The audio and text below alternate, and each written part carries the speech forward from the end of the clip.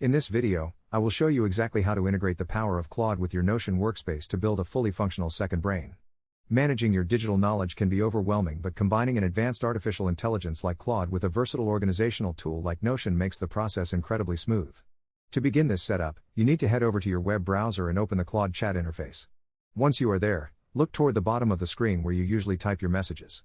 You will notice a small plus icon located inside the chat typing bar.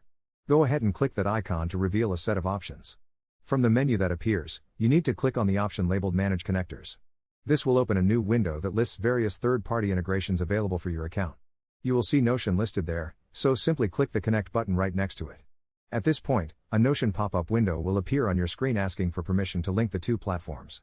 First, use the drop-down menu to select the specific workspace you want to connect.